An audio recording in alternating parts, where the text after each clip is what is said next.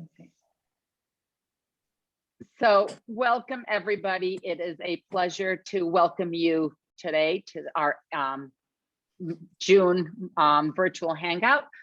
Let me introduce Michelle Ha. She is a Fulbright Garcia-Robles Fellow. She is researching the history of the Korean indentured labor migration to the Yucatan Peninsula.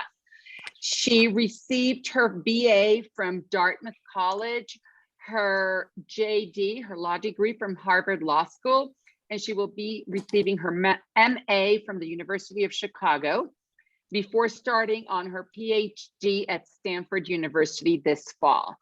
Prior to this research project, Michelle was a corporate lawyer in New York with an active immigration pro bono practice. So welcome, Michelle. We are so incredibly pleased to have you here today. As we told you before, we're all very excited for this talk. I also want to thank Olaf Carrera for all his help setting up this conference and getting these fantastic speakers. So thank you. One last housekeeping thing before we continue with Michelle, if I could ask everyone to please mute their microphones. And if you have any questions, Michelle, at the end, will you be able to answer some questions? So if you could either type your question to Michelle in the chat or, wait till the end. And so we can give Michelle our undivided attention. So everyone, welcome. Thank you for joining us. And Michelle, welcome. Thank you. Oh, thank you very much, Aliki, for that generous introduction. And hi, everyone. Thank you very much for being here. I'm really excited to have been invited to the virtual hangout this month to share a little bit about my research. And I'm also so grateful to Comexus for making the introduction and allowing for me to be here in Mexico, pursuing research in the first place. I know I'm extremely lucky to have the chance to pursue in-country research, especially during the pandemic. And it really is all thanks to the wonderful team at Comexus that I've been able to continue this research project at all this year. And the project itself has really changed my life entirely, and I'll explain further in my actual presentation. But let me share my screen. I prepared a little PowerPoint just to help with the presentation itself. So I'm gonna pull that up. Let's see. Okay. Great. So can everyone see the screen? Okay, so I'll get started then. So I first heard about the story of Koreans going to the Anakin haciendas of the Yucatan Peninsula from my grandmother at my grandfather's funeral in South Korea a few years ago. According to the most generic narrative, in 1905, around 1,000 Koreans sailed to Mexico to work as contract laborers on the Anakin haciendas of the Yucatan Peninsula. By the time their contracts were up in 1910, the Mexican Revolution erupted and Japan formally annexed Korea as a colony. Some of the stranded Koreans crossed the Caribbean to work on Cuba's sugar plantations, while others attempted to enter the United States, but most ended up settling in Mexico. Many descendants today are of mixed Korean Maya heritage, reflecting the community's shared history of colonial plantation labor. As a lawyer, the story of Koreans migrating to Mexico in the early 20th century immediately fascinated me, especially from a legal perspective. I had gone to law school with the dream of becoming a refugee advocate and trained in international human rights and refugee law. As a US citizen by birth to South Korean students pursuing their PhDs in the United States, I was always cognizant and appreciative of the benefits and privileges afforded to me, and I wanted to help others who needed to leave their home countries in search of safety or a better life. But I ended up working at a corporate law firm after becoming disillusioned with the limits of the law as a tool for social change, and also because I felt burdened by the student loan debt I had taken on in order to finance my legal education. I tried to strike a balance in this career choice by maintaining an active immigration pro bono practice, representing asylum seekers and refugees while working as a corporate lawyer in New York. But my grandfather's passing made me start to question whether this was the right path for me, whether I was living a life worthy of my family's sacrifices and true to my values. Then at the cusp of turning 30, I had an early midlife crisis of sorts. I was extremely unhappy and exhausted at my job, lacking passion and purpose while working 100-hour weeks without weekends off. And then my engagement fell apart. So when my vision of what I thought my life was supposed to look like in my 30s, married with financial security and an established career, it really unraveled, it actually gave me the permission to take a step back and reassess where I was and where I was heading. And it was during this time of self-reflection that I remembered the story of Koreans going to Mexico and started to research this history in earnest. This migration history raised a lot of questions that could not be explained in the legal terms and theory that I was familiar with as a lawyer. The first question that came to mind was about immigration procedures, namely, how did a large-scale organized migration of Koreans to Mexico occur in the absence of a diplomatic relationship between the two countries? In other words, an agreed upon framework for articulating the rights of entry and exit. Mexico and Korea did not have diplomatic relations with each other at the time of this migration in 1905. In fact, Mexico and South Korea only established relations over a half century later in the 1960s, while Mexico and North Korea's diplomatic relations were established 20 years after that in 1980. If Mexico and Korea did not even have a recognized, formalized political relationship in place to negotiate and agree upon the terms through which each of its citizens would be allowed to enter into the other territory back in 1905, then how were Koreans able to enter Mexico and why? I realized that I needed time and academic access in order to research in earnest, as there were very few rigorous studies available publicly on this topic. So I quit my corporate law job and enrolled in a master's program to follow this project full time. 2 years later, finally in Mexico, I'm still surprised nearly every day with how this history continues to open up in exciting and unanticipated directions. During our today, I'd like to offer a history of Korean indentured labor migration to the Inican haciendas as a case study that challenges the assumptions that undergird the way we talk about migration in contemporary debates. Migration, as we all know, is largely structured around the bilateral relationships between countries of origin and destination.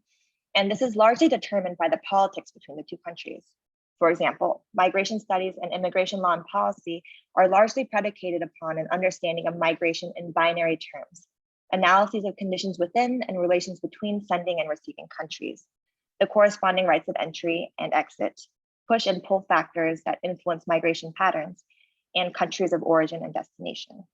But as mentioned previously, the bilateral relationship between Korea and Mexico gives us scant clues to understanding Korean migration to Mexico in 1905 due to their lack of diplomatic, commercial, and other cultural ties at that time. So in this presentation, I'll be focusing on how colonialism and the global context shaped the conditions that led to Korean migration to the Yucatan Peninsula. As a US researcher, what I aim to contribute to this migration history is an understanding of the transnational aspects of what has been largely viewed in bilateral terms between Korea and Mexico. My goal is to bring to light the central role the United States played in this migration, as well as how US empire and Japanese colonialism interacted to lay the groundwork for Yucatecan hacendados to contract for Korean labor to be transported to their Inican haciendas. In order to fully understand the history of Korean indentured labor migration to the Yucatan Peninsula in 1905, we must first learn about the history of Korean indentured labor migration to Hawaii just 2 years prior in 1903. Korean migration to Hawaii was the first organized labor migration of Koreans across the Pacific Ocean. And these Korean migrants were recruited to work on the sugar plantations run by members of the Hawaiian Sugar Planters Association, or the HSPA. Earlier in the 19th century, Korea was a hermit kingdom that had closed its borders to the outside world in order to guard itself against the East penetration by the West, stoked by China's fear in the Opium Wars, or China's defeat in the Opium Wars. Western imperial powers such as France and the United States also tried to open Korea's borders to trade, but Japan was ultimately the rising imperial power that succeeded in enacting the gunboat diplomacy it was subjected to earlier in its own history, by forcing the struggling Korean monarchy to sign the Japan-Korea Treaty of 1876, which mandated that Korea open its ports to trade with Japan and grant extraterritoriality to Japanese on Korean soil. The same provisions Western powers had imposed upon Japan and China just decades before, on the premise that Asian nations, being less civilized, were not fit to apply their laws to resident foreigners. While Korea's borders were forcibly opened to trade by Japan in 1876, the first long-distance organized migration was brokered by the United States closer to the turn of the century. The sugar planters in Hawaii had mostly brought in indentured labor migrants from China and Japan and were looking to find new labor streams. Chinese and Japanese laborers have been moving in increasing numbers to California and other parts of the United States mainland, where they can command higher wages, and were also engaging in labor strikes as they settled in Hawaii, while news of an impending Chinese exclusion law threatened the viability of continued reliable flows of Chinese workers to Hawaii. The HSPA had ties to the US ambassador to Korea, who, on behalf of the HSPA, persuaded the Korean monarchy that allowing migration would be in the nation's best interest, elevating Korea's position in the international community of nations, as Koreans would be allowed to migrate to the United States while Chinese were banned, without divulging the fact that indentured labor migration itself was illegal according to a US immigration law, which prohibited contract labor due to its slavery-like characteristics, or rather contract labor migration due to its slavery-like characteristics. Royal permission for exit to Hawaii led the Korean government to establish its first immigration office in charge of issuing passports. Korean worker recruitment to Hawaii was set in motion under Japan's close scrutiny, as Korean migration to Hawaii was in tension with Japan's interests.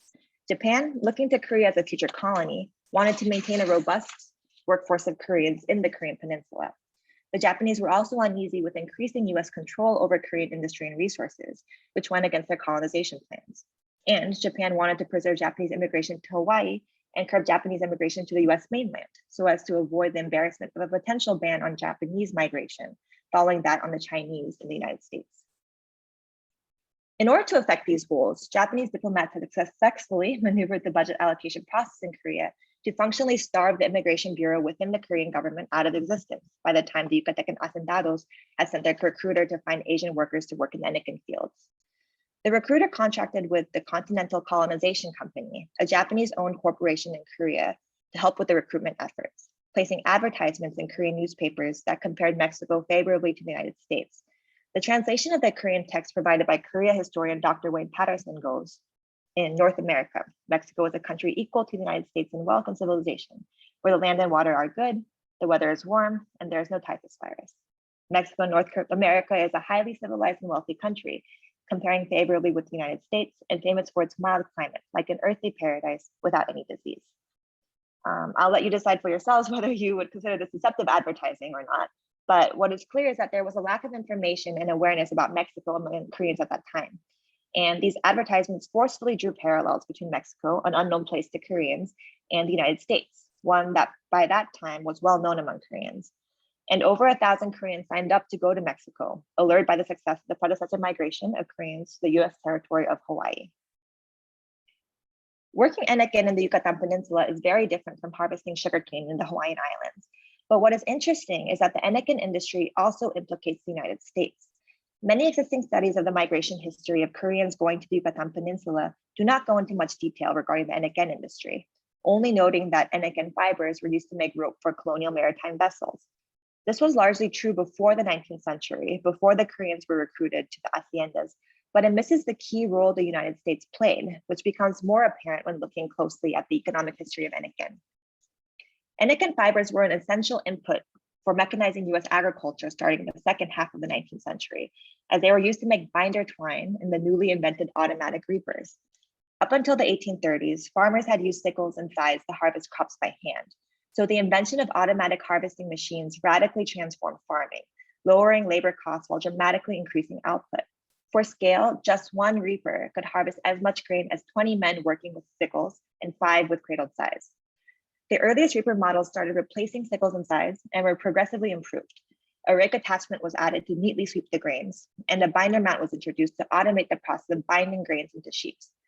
The first binders used wire, but farmers complained about finding wire bits in animal feed and the wheat they were sending to the flour mills.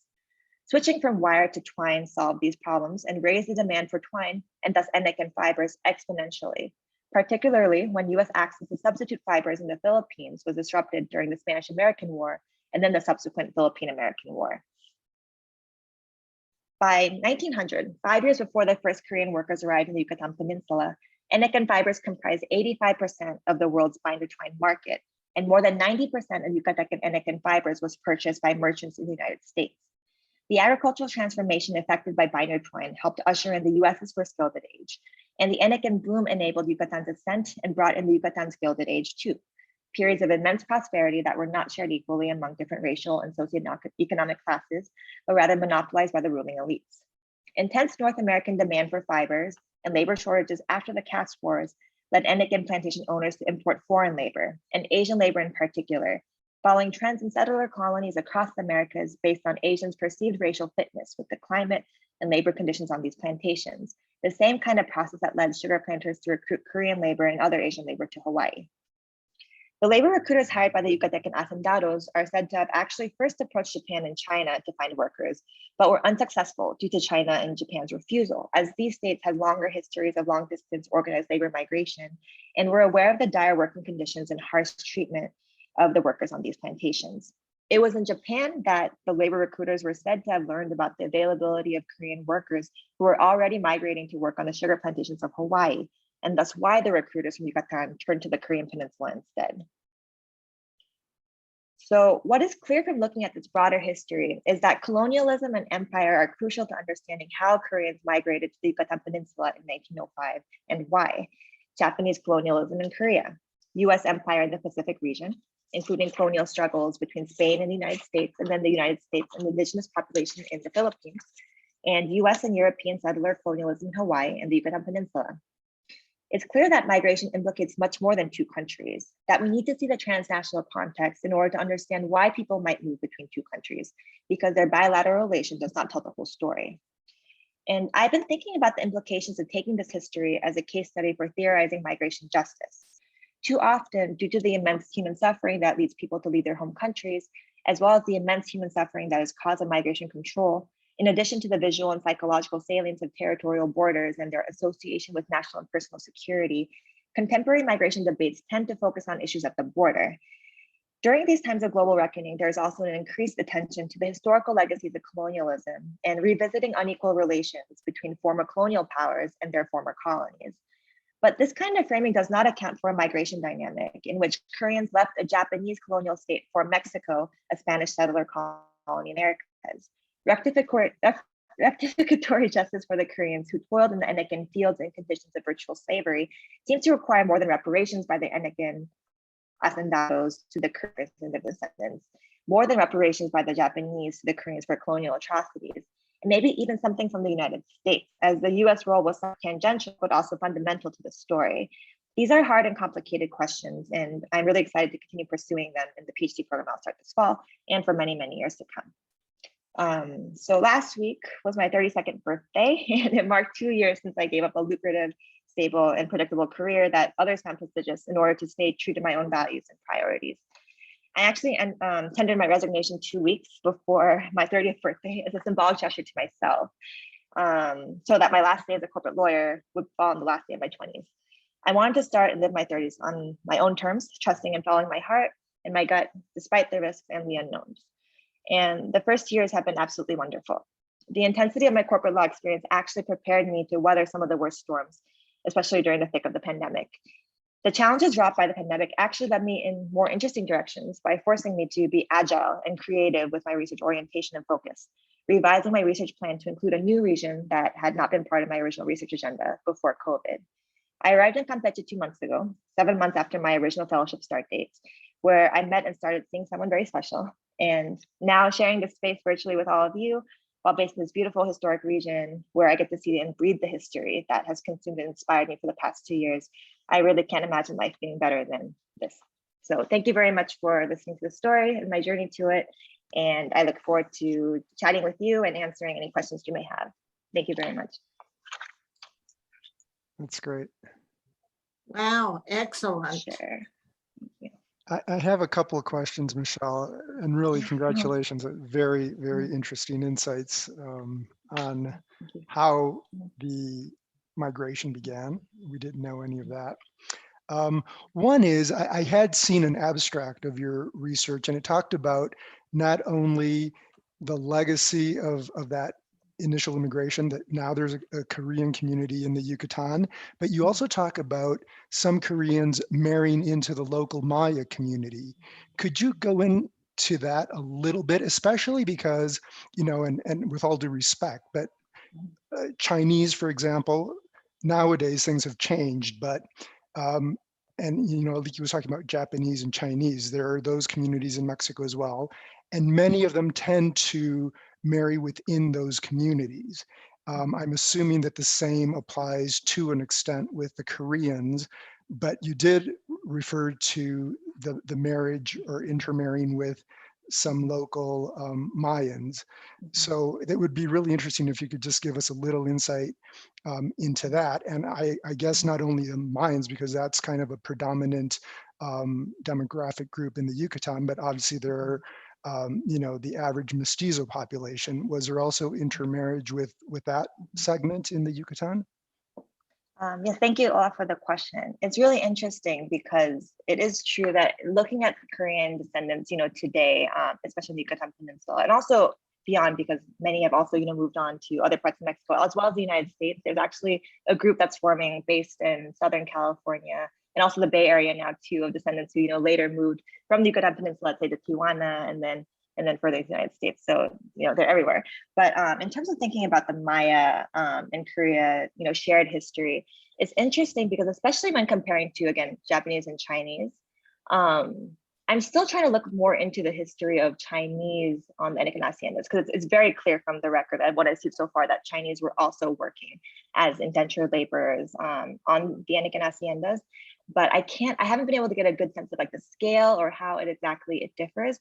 What is clear to me though is that the Korean case is a bit special in that I think, as far as I can tell, there are some documents that might dispute this, but generally people agree that this was the first migration of Koreans to Mexico, period, was when the Koreans came to the Yucatan Peninsula to work on Anakan. It's because they were explicitly recruited, right, by Hacendados who paid for their passage and who basically orchestrated everything. The Koreans didn't know about Mexico independently prior. Whereas from what I understand, most of the Chinese who were working on the Anakan haciendas at that time and even before, they weren't necessarily explicitly recruited by the Hacendados. They might have been, at very much earlier stages, but it seems like most of them either came independently, they came to Mexico independently and then moved independently to work on the Anakan haciendas, or they were recruited to work in other industries, such as the railroad industry, for example, right? Then later, after finishing their work there, they're looking for other opportunities and went. So for the case of the Koreans, they were really, there was less mobility among the Korean population to begin with, because they were very much tied to the Hacendados and the haciendas themselves without a broader network to go branch out of, besides, working in Anakan. But also because the Maya were also similarly, right? The Maya were the indigenous population in the Yucatan Peninsula that then, due to colonization and especially after the caste wars, like they were the main source of labor by far, in terms of who was working in Anakan. So those two communities were kind of stuck, almost, is how I kind of see it, especially from like a migration perspective. They were stuck and mobilizing. There was a lot more intermarriage between the Mayans and the Korean because of this particular historical accident, in a way. Like the Koreans really, from my perspective, came by accident, right? As in, the Hacendados didn't want Koreans to begin with. They wanted Japanese and Chinese, but they had to settle for Koreans because they weren't able to get Japanese and Chinese labor. And what's also really interesting, I think, because of this, is that some of the oral histories and records that are already left by descendant communities show that some Korean workers actually learned Maya first, because again, they were the people they worked the most closely with. So there are actually a lot of sources that talk about exactly how close the communities were. Of course, the Yucatan Peninsula is very different from the Korean Peninsula and everything, but there are also some like cultural similarities. I think I started learning Yucatec Maya starting last year. Grammatically, I'm always fascinated by how similar Korean is to Maya in ways where, like, sometimes when I'm trying to think about like what this sentence is doing in terms of English or Spanish, like it confuses me. But when I flip like a switch and start thinking about it in terms of Korean, because I'm fluent in Korean, I see this like it's much more easy for me to actually get closer to the Maya grammar. So I can imagine perhaps it was even easier, I don't know, for Koreans to learn Maya. And there's a lot of similarities, I think, too, between the communities, aside from even this historical circumstance where they ended up together, that led to this blending of cultures, and that still persists. One thing that does, I think, sadden me a little bit is that I think it's changed a little bit now, but I don't think a lot of Korean descendants before have really claimed their Maya heritage the same way, partially due to stigma, right? And just, I guess different discrimination associated with indigeneity. Whereas they're much more quick to claim their Korean heritage. And I hope that changes. And I do see it changing a little bit, of course, as there's more consciousness about, being proud of your ethnic heritage. But that was something that I didn't, really appreciate when I was abroad researching, but I've come to see a little bit more while being based here and actually talking directly to the descendants and seeing what kinds, of activities and what kinds of dialogues they engage in. But I think I just wanted to thank you for the question, because it's obviously really important and also really fascinating. Part of the research is thinking about how these two communities relate. Right. And just one more quick one, because I'm going to have to leave in about a half an hour. I don't know. But when I was looking at the ad, how it described Mexico as an earthly paradise, I thought it was really interesting because I bought this book at the Feria de Culturas here in Mexico City at the North Korean embassy stand. And when you read through this, in North Korea, a lot of the references to North Korea are that it is in fact an earthly paradise. So I know this is a long shot, it's not related directly to your research, but I'm just curious as to whether or not the term earthly paradise, I mean, if this was used back in 1905 or 1904 to refer to Mexico, and they now use it in political terms in North Korea, is there something in the Korean language or culture that focuses a lot on earthly paradise? That's such an interesting question. So the Korean term is Jisangnagwon, which earthly paradise. I haven't thought about kind of like the origins of that phrase, that like concept. What immediately comes to mind is that it might have some relation to, I'm assuming, Christianity or religion. I didn't talk about this at all. It's not really part of my research, but there are other researchers working more on kind of the religious dimensions as well of Korean, migration and diaspora communities. And especially with Korean migration to Hawaii, it was very clear that, missionaries played a large role in kind of trying to incentivize people to migrate to Hawaii and the United States. And that some, might have been also influenced by this kind of religious purpose to go even among the Koreans. And so thinking about like this idea of like a paradise, but also an earthly paradise, I do wonder if there's religious undertones to it, and again, I haven't really thought about the connection between this particular like concept or phrase and religion, but especially with regards to how North Korea describes itself. I do wonder if it kind of maybe harks back to, this early legacy of kind of, again, like the modernization and the opening of the Korean Peninsula.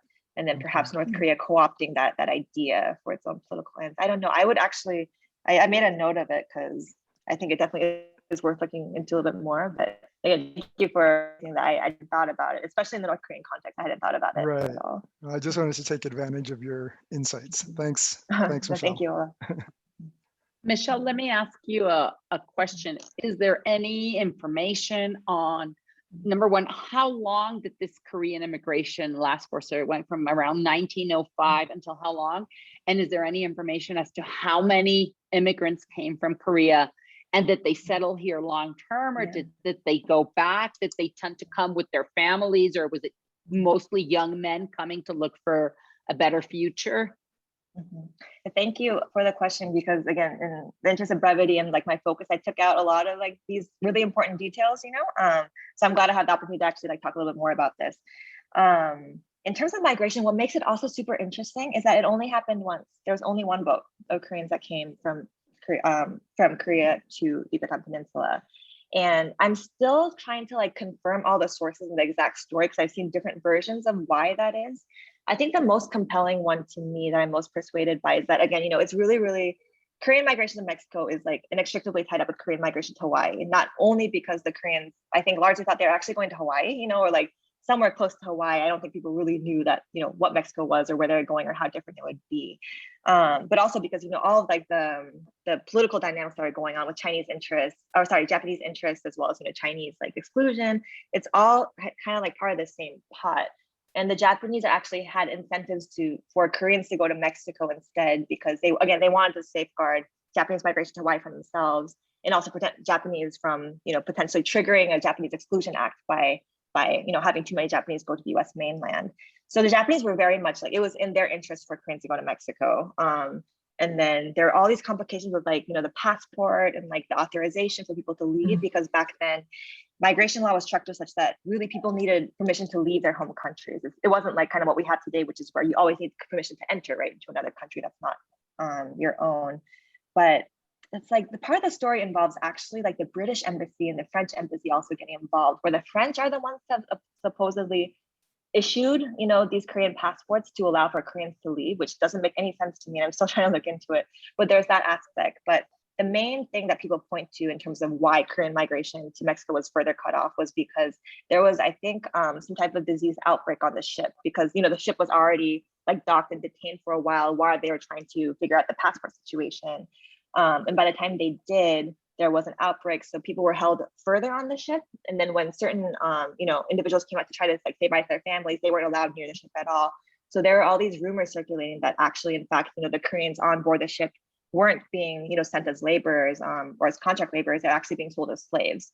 So because of that, there was this whole of course a scandal in Korea, whereby then the Korean government stepped in and said we won't be allowing any Korean migration further. So that's, I think, the most compelling story that I've found so far. And again, I still need to corroborate it. I think partially I'll need to go to South Korea and maybe even Japan at some point to finally get like the full source of archival documents to really document this history in a very detailed manner. But that's why it only happened once, which is why it's also super fascinating, right? It was kind of this one-time occurrence that I think really is exceptional in many ways.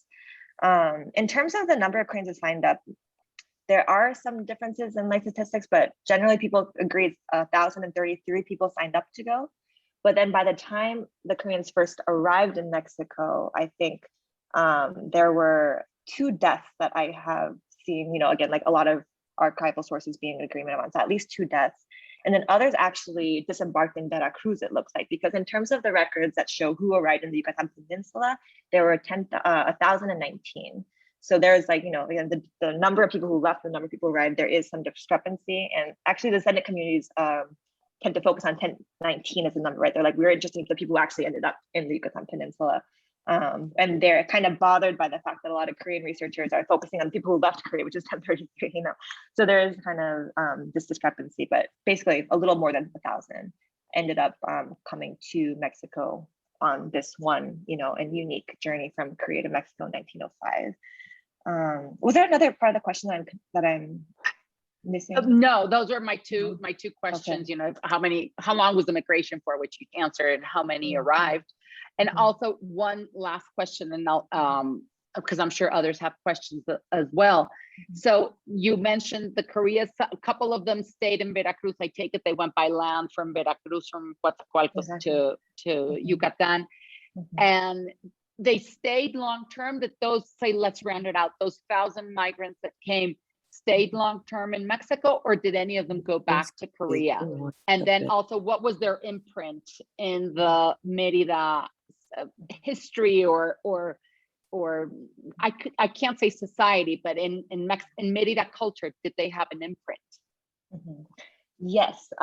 So in terms of staying, that's also interesting too, because what I had heard and what I had kind of read before coming to Mexico was that basically no one was able to return to Korea. And it kind of made sense to me because, again, by the time their contracts were up, Korea was actually a Japanese colony. It became annexed officially by Japan. And there are also stories of actually, Japanese diplomats or, those associated with the Japanese embassy there coming to the Koreans and the haciendas, asking them if they want to, I guess, gain Japanese citizenship, again, as Japanese subjects, right? And again, there's stories of Koreans saying, no, we're for the homeland, we refuse. So there's all these stories, but it's weird because actually in some sources I have read that some did manage to go back. I'm not sure how that would work because, again, they were all in debt by the time they arrived at the haciendas. And given the whole system of debt servitude, it really didn't seem that feasible to be able to earn enough to repay your debt and also save enough for a boat passage back to Korea. And I'm not sure exactly how that would have happened to begin with, because it's not as if there were actually, frequent routes between Mexico and Korea. It must have been, if it happened, circuitously through, again, Hawaii, through Japan or something. But it just seems very implausible to me. But there are sources that say that some Koreans went back, and I haven't been able to confirm this yet, whether this is actually true. There was also a group of Koreans, I think if I remember correctly, around maybe 30, maybe a little bit more than that, or so, who went to Cuba, I think in the 1920s.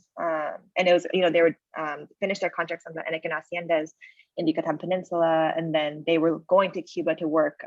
Also in Anakin there, I think many ended up in sugar, though, in like the sugar industry and the sugar plantations, and then ended up settling in Cuba, while others also came back after Cuba, back to the Yucatan Peninsula. So again, it's a very mobile population. They were, moving around.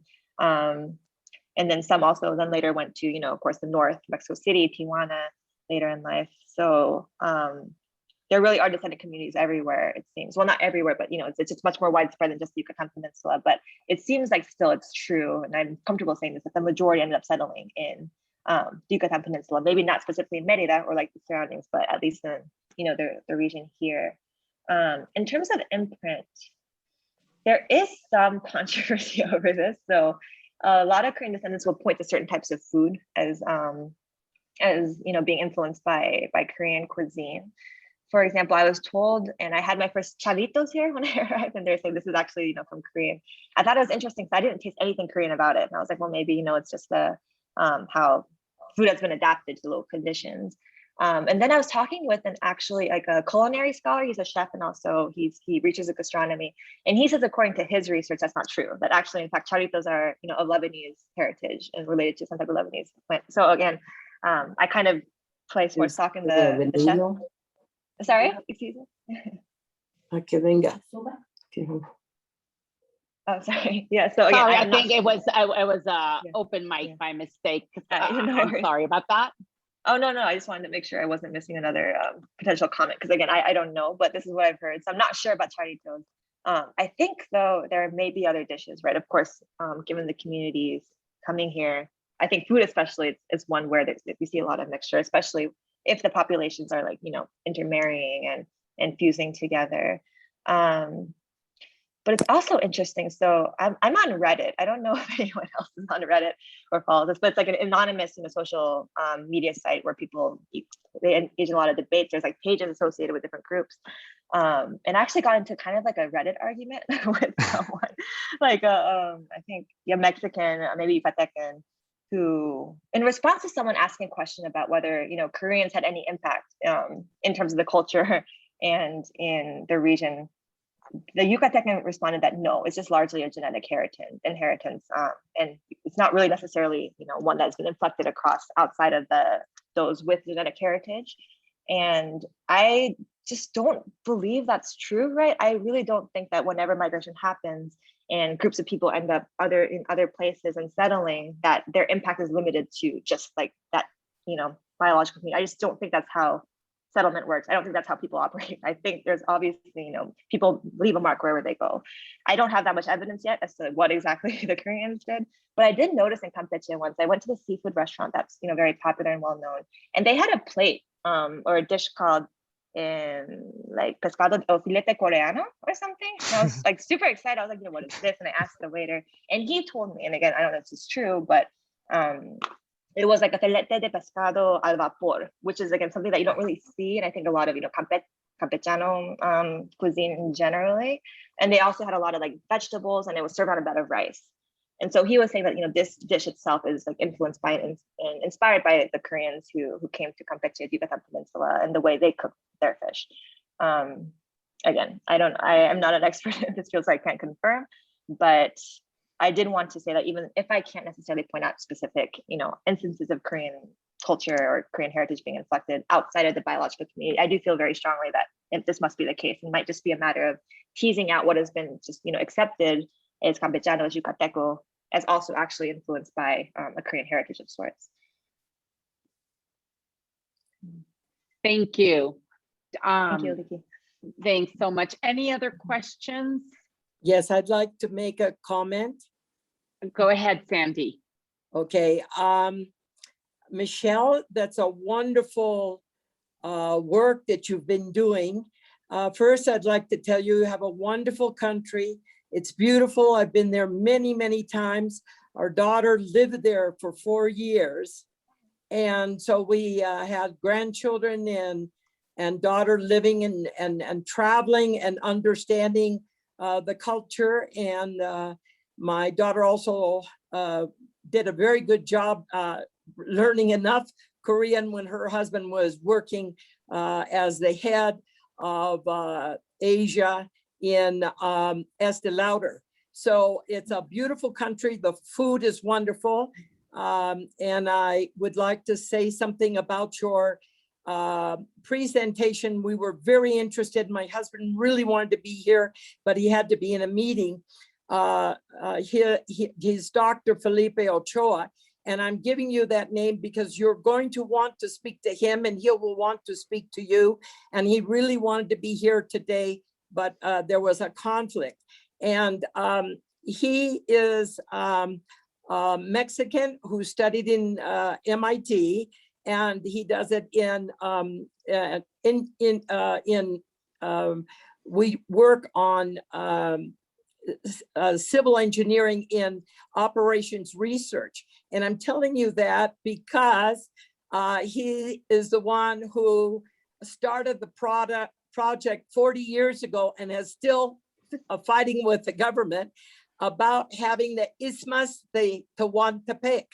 That land bridge, he did all the studies for the last 40 years with each group of presidents and their counterparts, and once again has finished again a revision to have the land bridge between Mexico and between the land bridge that comes over the last point at the end of Mexico. And when you showed the maps at the very beginning, that you can see that they have been trying to do that, and they've done it very badly many times with many governments. And they say that this time they're going to do it. I don't think so, but anyway, it might be, anything's possible here. And you might want to have a really wonderful conversation with him about all of this, because what you are talking about and you are questioning, the reason is exactly, it was easier for people to come from Korea, and then as they came down from Korea, they came, we picked up the Chinese, we did pearls, and we did the studies for those. That's in Baja California. And then you keep going down and you go to the Isthmus. So the Isthmus was very important because it could be a land bridge. You could continue, you could connect the two pieces, the left and the right, the Atlantic and the Pacific. So it was, and then a land bridge was done by different kinds of at different points. This is all we're talking about before 1920, 1915, or not, 1912. All of that was already, they had been working on that for a long time. So you have a big influence with the trains and the railways in California, and that were built by the Chinese. And then you have everybody who came down and went in, and the influence with the Koreans was huge. So when you're talking about manual labor and what they did, it's a really interesting work that you've done. You have wonderful credentials. We're very excited to have you, and we hope that we can get in contact with you. Our firm would love to have a wonderful Zoom with you about it. Thank you so much, Sandy. I took copious amounts of notes. This is fascinating to me, especially when you mentioned the railroads.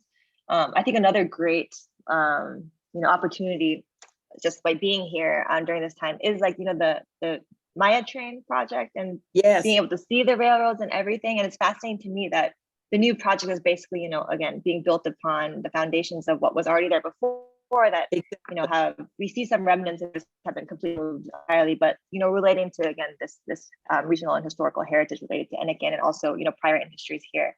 yes. So I think this is fascinating. So I've taken a lot of notes, and thank you for sharing that with me. If I will send through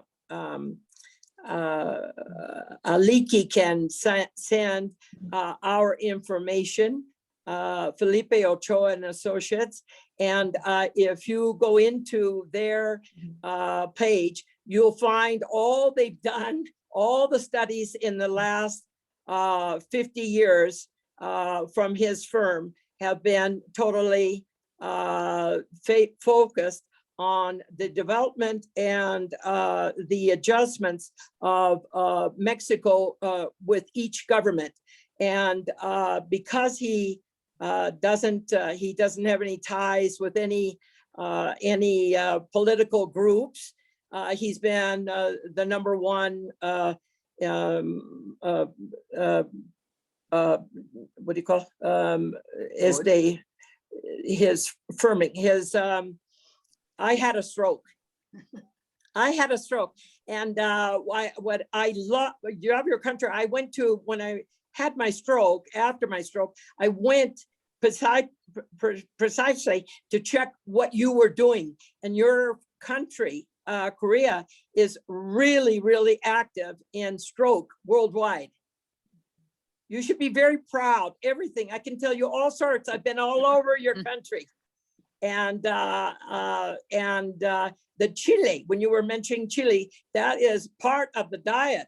You do very well with chili. The Mexicans do well when they go there, and you do very well in Mexico.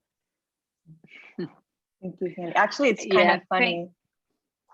Sorry, just one thing on the chili. So again, maybe being born in the US and only having lived, let's say, like 5-6 years in South Korea, I've actually been a very bad Korean, and that I'm not very good with spicy food compared to other Koreans.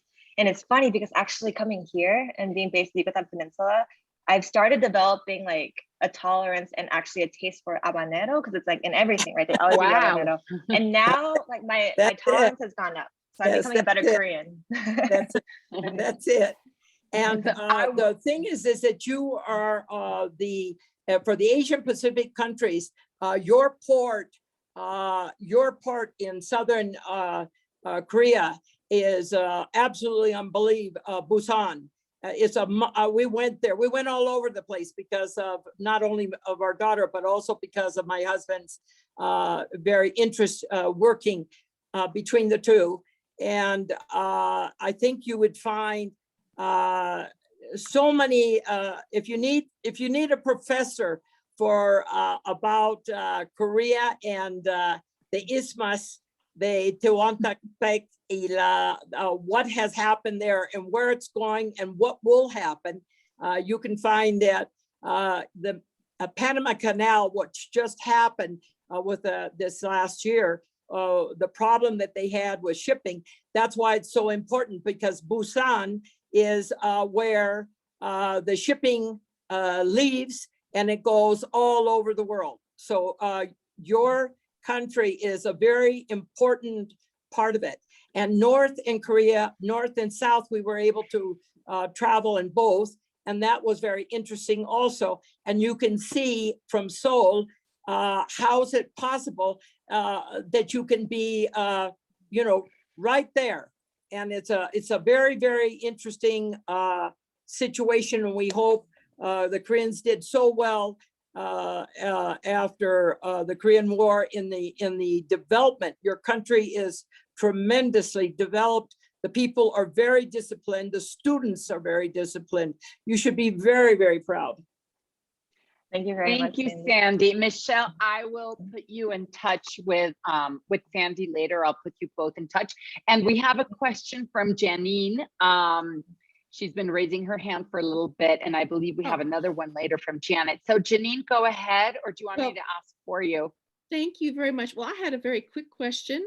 Thank you, Michelle. I find this fascinating, and your enthusiasm and the way you are approaching everything. Bravo to you. What year did the plantations, the Enican plantations, basically stop functioning in that part of Mexico, or are there still a few? And then there's something else that someone else asked in the chat. Paul and Shine, I thought their question is wonderful too. So if you could take a look at that after my quick question. Thank you. Yes. Yes, sorry, I haven't looked at the chat, but in terms of the question about, Enican itself starting to function, I'm actually still working on this portion. So again, prior to coming to Mexico, I've been mostly focusing on like the origin and how everything came about and how Koreans arrived. And I've only really, actually I haven't started because I haven't been able to since going to Merida. But being based in Merida, I'm supposed to be focusing more on specifically further the economic history and how the industry itself developed.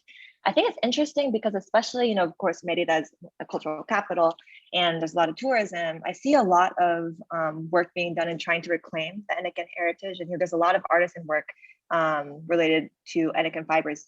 Even today, like, there's always bags and other types of handiwork that's being sold. So there must be some type of industry, right? Where again, at least at the artisan level, people working with Anakin and Anakin fibers. I haven't been able to look that much into it yet. And in terms of the history too, I don't want to say anything, especially, being recorded wrong in terms of the history, but I think this does relate to one thing that I can say for certain. One thing that's been just kind of accepted, I think, in terms of, just general knowledge about the Anakin industry is that Anakin reached, its heyday, let's say like late 1800s, early 1900s, and then that it ultimately collapsed maybe around the 20s or so due to the introduction of synthetic fibers in the market. So that's been just like the accepted narrative.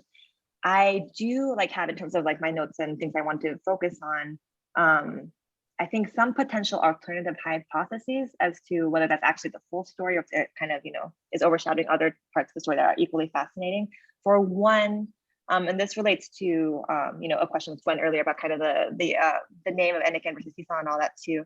But I have the sense from looking at US sources, especially, in terms of industry sources of, the companies that are buying up Anakin fibers, that it might not have just been synthetic fibers that were getting, in the way of Anakin's dominance in the market, but rather dissatisfaction with the quality of fibers that were coming in from the Yucatan Peninsula and a desire to branch out, again, because Yucatan had basically a monopoly on fiber production at that time, this desire to diversify. So I have found sources that, show that these companies were looking into alternative fibers and, developing a homegrown industry, for example, in the Midwest or even in Florida, of other types of agave fibers that aren't Anakin. It's not necessarily agave forcoides, which is considered, the main agave variety that produce these fibers, but others as well, looking into, other regions, for example, say the broader Caribbean or also Africa.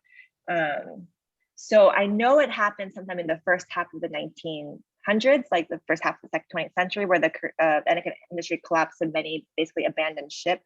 Okay. I don't think it was only because of synthetic fibers, but again, I don't have enough research done yet to really, fully claim this to be true, but I do think it's a really interesting. That gives a really good idea. That gives me a really good idea. Thank you so much. No worries. Thank you. So let me read you the question Jenny was talking about. Thank you so much, Michelle, for this wonderful presentation.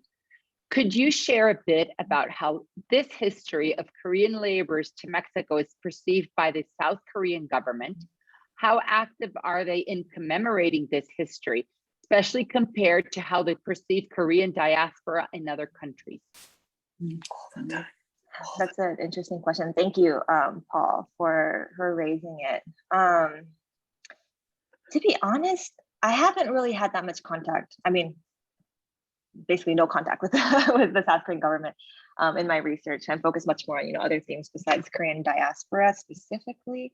But I have, of course, especially in the earlier stages of the research, really looked at what was already out there in terms of documentaries, other types of TV shows and interviews that are being done, mostly produced from Korea and by Koreans on this migration. And I get the sense that it's very strange. It's a little bit saddening to me that it seems like a lot of at least South Koreans, I don't know about North Korea at all, South Koreans tend to perceive the Korean descendant community in Mexico as almost like a curiosity, as in they're kind of like, it's almost like a standard by which to judge Korean identity and Korean-ness, as in a lot of the TV shows, and I'm sure you must have seen these, yourself too, when they're going, into the communities, interviewing the descendants and, trying to talk to them in Korean, seeing what they remember about Korean identity. It always like, the tone is very much, it's kind of close to being Korean, but they're not really Korean. Like that's kind of the impression I get, especially, there was this one cooking channel that had an episode on the Korean community in Mexico. And they're always comparing the food, like, oh, the taste isn't exactly right. Like it's kind of close, but not really, it was always as if like they were trying to police the boundaries of what constitutes Korean-ness and not in a way that really rubbed me the wrong way. I don't know if this is really, reflective of what the South Korean government officially thinks. But in terms of what I've kind of heard and seen on the ground, and I don't want to go into too much detail because I haven't independently confronted myself, and it's kind of what I've heard from, getting to know the descendant communities and other researchers who know much more about this than I do, especially those who focus more on, like an ethnic studies perspective on the Korean communities that are in the Korean diaspora generally. is that I don't think the South Korean government, to be honest, has a very sophisticated view of diaspora communities and how to incorporate these communities into the body politic very much. I think there's a lot more work to be done. And especially, I wonder if partially it's because the South Korean government has an interest, again, in kind of defining Korean-ness in a very limited way, right? Because that gives them more control in other aspects. And for example, one thing I did hear is that, of course, Korean descendant communities have an interest in learning Korean and regaining that part of their heritage and learning more about it. But I heard that for many years, the descendant communities really struggled to get the South Korean government to appreciate their desire to, again, associate themselves with Korean-ness, and to even, receive resources to learn Korean, like Korean language learning resources were only offered to Korean descendant communities very, very recently, maybe in the past 5 years or so. Like, I want to say something like around that ballpark, which to me is, it's very surprising because, again, I just don't think that's the right way that the homeland should be approaching interacting with the descendant communities. I think there should be an active interest in cultivating and supporting communities abroad. On the other hand, it's also interesting because, again, I haven't independently confirmed this, but I saw on like a Facebook page that especially during the early stages of the pandemic, when South Korea was doing a really good job, right, with COVID response and kind of detection and monitoring and everything, that the South Korean embassy, I think perhaps donated, or they wanted to donate a bunch of PPE and like masks, and everything to the Korean descendant communities, specifically in Yucatan. And I think there was a little bit of controversy around that too. Maybe not really. I just kind of, and I can imagine that maybe there was like, some whisperings here and there. Maybe it wasn't like full blown, but people were questioning like, how do you prove your Korean-ness, right? Because in many ways, of course, like the history itself is the colonial history. There are many discrepancies in the written records and all that, such that it's very difficult. There are, Korean descendants who actively claim that and they have their documentation, but there might be others who don't. But in general, right, like it seems also kind of odd that in light of global need for PP and again all these measures, that the South Korean government was taking advantage of this to only focus on a smaller segment of the larger community if they wanted to help the community in the first place. So I think there's like just a lot of really interesting things going on with the politics of identity, especially with regards to the South Korean government's perception. I don't know what their official position is, but I get the sense that perhaps they still need to be educated a little bit more by the descendants in terms of recognizing the true value of descendant communities and being a supportive partner and, again, host country in that respect. Thank you. Another question from Janet, and she's asking, are you interested at all in the immigration from Korea to Mexico City? Because that's also fascinating. I think I was telling you about the, and Janet has a perfect example of Mexican Koreans that have been, integrated into the full Mexican society, grew up, born and raised for many generations here in Mexico City. Is that correct, Janet? Is that what you're asking about? Yes, some of them, I'm not so sure. That's why it's interesting to me. I'm not so sure if they came 2 or 3 generations before, or they are like first or second generation, but it's a large community and very, very active and with very particular history. So I don't know. It has nothing to do with Anakin or Yucatan, but I still find it very fascinating. And perhaps not a lot of people know that, but I think within the US community, we know it. Yeah, I can't say I've really looked into it, to be honest. I do know, I guess, just in terms of like in general terms, that especially Korean migration to like directly to Mexico City and more urban areas, it's definitely much more recent. I would imagine it'd be around the time, that South Korea and Mexico established official diplomatic relations in the 60s. And I can also see it definitely being tied to, again, industry, Korean companies setting up shop and then recruiting workers and workers coming in, settling in the area. No, and it's not because of lack of interest, of course, like, as a US Korean, as someone who's born and part of like the diaspora, right, in the broadest sense, I do think it's really interesting. I think it's also really important to think about migration in comparative frames, right? Because we learn better by comparison, understand the particularities of any particular migration by looking at other types of migration. But I think, especially just given how huge this research project on Koreans going to the Yucatan Peninsula has become, like it just keeps growing and growing. And I'm still trying to catch up and I'm always just, falling behind. It's just so fascinating. I think my approach has been more to focus like geographically and temporally in a very limited sense on, this area and these particular decades, but looking at specifically other groups, so non-Korean groups, right? So far, I know it's really important to understand and learn more about the Maya, and specifically the Maya experience on the haciendas, that's for certain. And I've also been learning more about and trying to learn more about the Yaqui as well. Actually, when I was like interviewing, for example, for the Fulbright to actually come to Mexico, my interviewer was telling me like, you should be studying the Yaqui, because what she was familiar with in terms of thinking about migration and colonialism in the Yucatán haciendas is that there were, large groups of Yaqui Indians from Sonora who were deported basically to work on the haciendas. And so she was saying, of course, given migration, given all this, you need to be thinking about them. And now that I'm here, I definitely I can see why it's also super important. So I think ideally, again, I'm trying not to bite off more than I can chew, but in my PhD dissertation, for example, I'm wondering if the best approach might be to have a comparative, history that looks at the Koreans, looks at the Maya, looks at the Yaqui in comparative perspective, and tries to understand colonialism, migration, and specifically the Anakin, economy through these three groups. But I mean, there's a lot of work to be done in Korean diaspora generally. Even I think Paul and Sheena, I don't know if it's Sheena or Shine, but I think both are also, they're researching Korean diaspora and might already be much more advanced in terms of understanding what Korean migration to Mexico in the Yucatan Peninsula, how that might relate to other types of migration to Mexico generally. But it is very interesting. I just, for now, I'm trying to keep on top of my current research project. Yeah, I was going to say, in Union Thank Church in Mexico City, we have 3 services when they were open every Sunday: English, Spanish, and Korean. We have a Korean service every Sunday. We're going to start. That's what I find very interesting. It's a large community. Yes. Yeah. Yeah, I was And telling they Michelle integrate that to the US. I'm sorry, they integrate to the US community. It's kind of like they're with the US community. Yeah.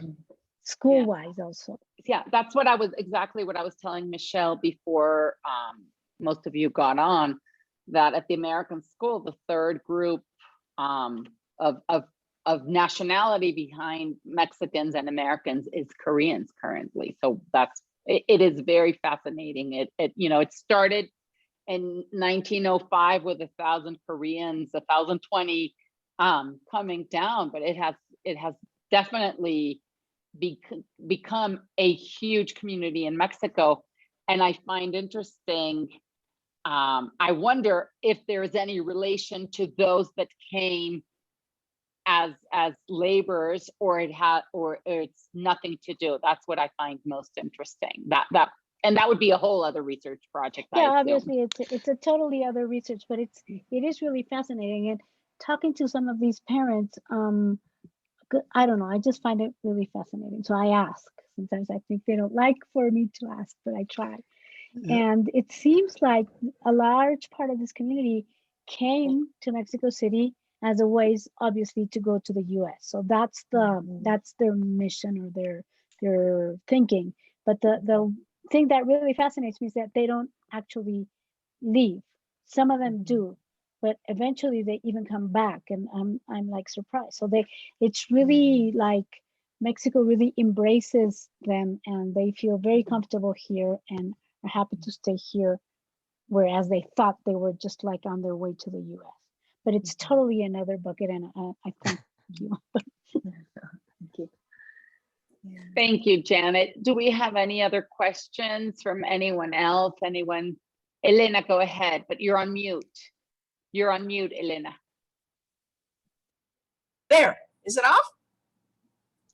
Okay, I just wanted to say quickly that as far as Koreans coming in recent years, Michelle, I was born in the north of the country in Chihuahua, the largest state of the country. So we, Yucatan, were always considered the red states because we didn't pay attention to the capital in those years. And at that time, our part of the country had many Chinese because of the railroads, especially in the time of Porfirio Diaz, the dictator. So when I grew up, I was born in a mining camp. I'm a mining brat. And I lived in other parts of the country in Zacatecas, but there wasn't a small town you could find that didn't have, to give you an example, somebody of Chinese background. So years later, I moved to Mexico City. I've been here forever.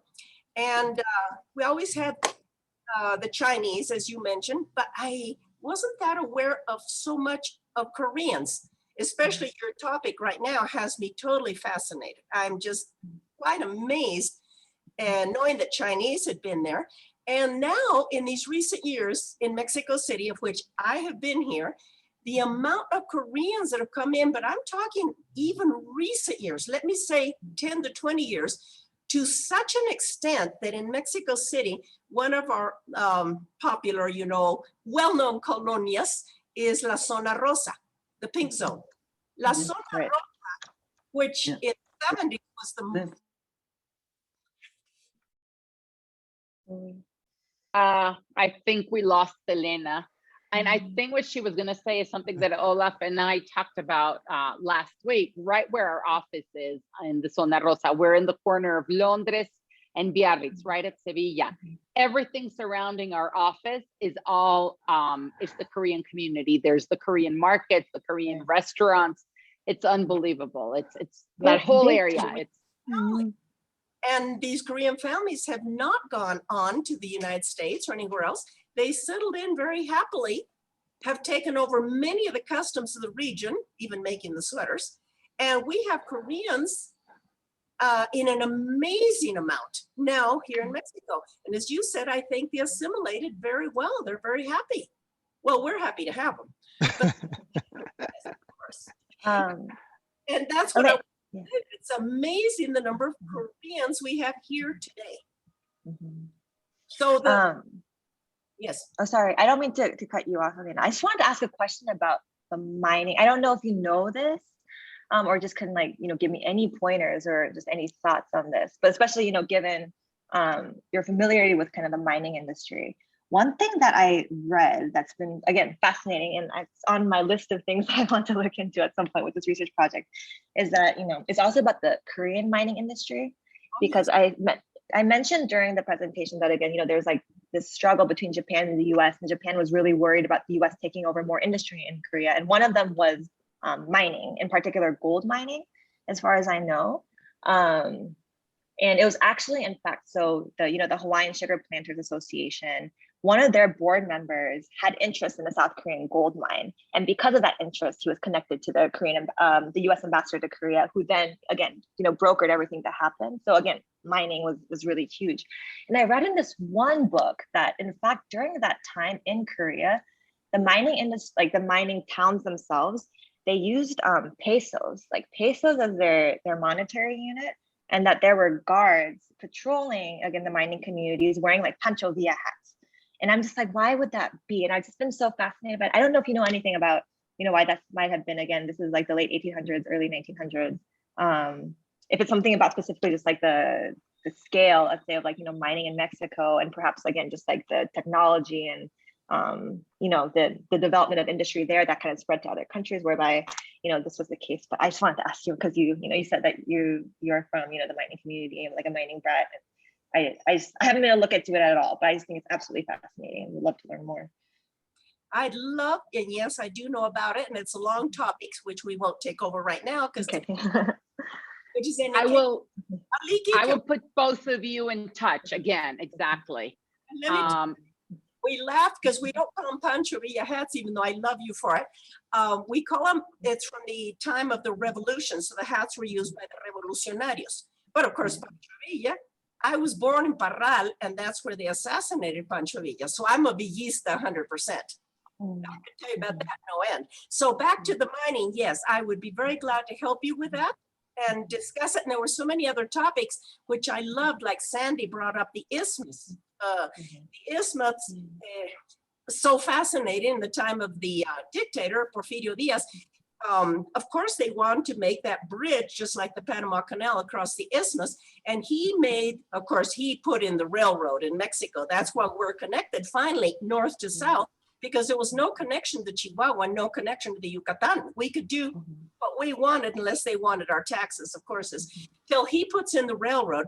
He brings the railroad, he was going to make it straight across the middle of the Isthmus going down to the Yucatan. But because right there would be the bridge crossing the Isthmus, between the Pacific and the Atlantic. And that was going to be a major opening to the world of international trade. Of course, the US quickly put the kaput on that and said, no way. But in the meantime, when he's building the train then, if you will notice, it didn't and does not go straight through this heart of the isthmus. It goes then at that point right close to the Gulf, coming around the Villahermosa and then to the Yucatan. There is a story, and I will, as a historian, we must be very careful of what we say, but the theory is that the reason then finally, when he wasn't going to make his bridge right away, cutting across the canal, is because he had a lover in Villahermosa. And so he would be able to travel from north to south as quickly as possible and visit the girlfriend, the lady friend, all his life in Villahermosa. So there's the story. Interesting. I mean, if that keeps you entertained, that's just a bit of trivia, which is totally fascinating, why the train doesn't go through the heart of the isthmus. And that goes with Sandy's comments too, which I loved. And I think if you come to Mexico City, Michelle, you will find many of us very happy to have you come have lunch with us and many hours of conversation. There's so much we could catch up on. Definitely. Thank you so much. I think also this goes back to Janine's question. It is writing. Thank you very much for your presentation. It is very interesting. And she mentions there are still 7 haciendas currently working to date in Yucatán, although it is not really profitable anymore. So that I find interesting. And I think we have, no, I mean, just thank you from a lot of people, but I don't know if anyone has any other questions for Michelle. No, thank you. It was Thank very, you. very interesting. So thank you so much, Michelle. This has been great. I will put you in contact